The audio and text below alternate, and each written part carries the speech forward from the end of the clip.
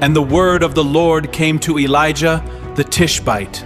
He went forth to stand before the king in the land of Israel. With power and authority, the prophet declared his message.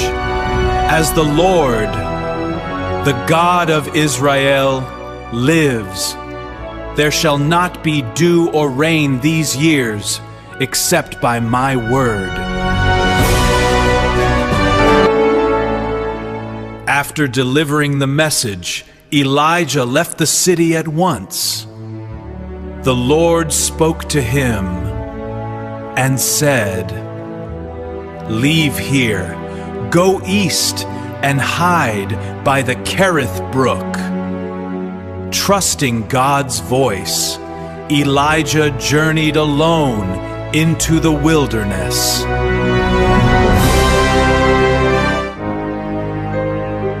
Elijah obeyed God and stayed by the Kerith brook. Each morning and evening, something amazing happened. Ravens brought him bread and meat, and he drank from the flowing brook. Even in the wilderness, God provided for Elijah.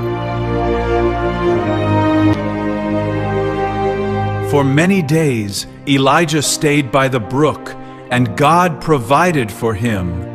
But as the drought grew worse, the water slowly disappeared. The brook dried up because there had been no rain in the land. Yet Elijah continued to trust that God would guide him.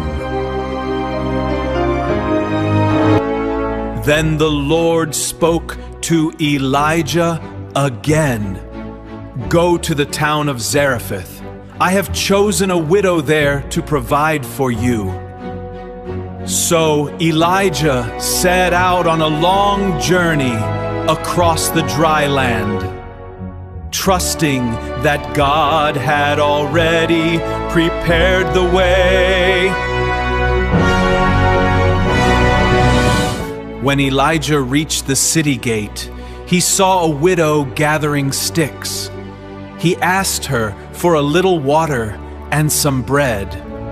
But the woman replied, "Sadly, I only have a handful of flour and a little oil, just enough for one last meal for my son and me."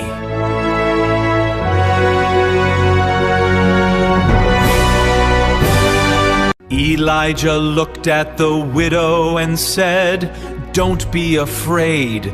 Go and make the meal. But first, bring me a small loaf of bread."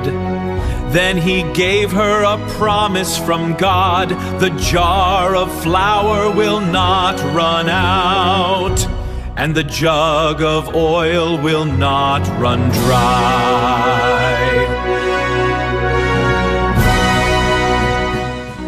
The widow trusted the word of the Lord. She baked the bread just as Elijah had said. And when she checked the jar, the flour was still there. The oil kept flowing, just as God promised. The food never ran out. But one day, tragedy struck the house. The widow's son became very sick, and soon he stopped breathing. The grieving mother cried out to Elijah, overwhelmed with sorrow. Elijah gently carried the boy to an upstairs room. There he prayed earnestly to the Lord. "Lord my God," he cried, "let this child's life return to him." Elijah trusted that God could do the impossible.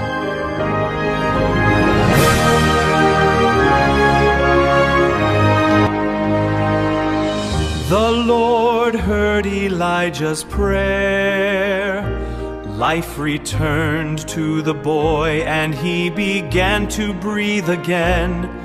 Elijah carried him downstairs and said, "Look, your son is alive!"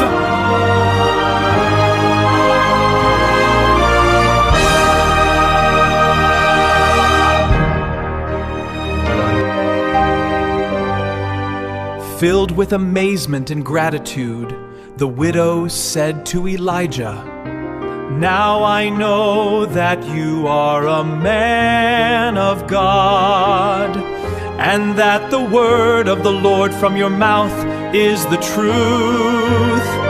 And through it all, God showed his power and faithfulness.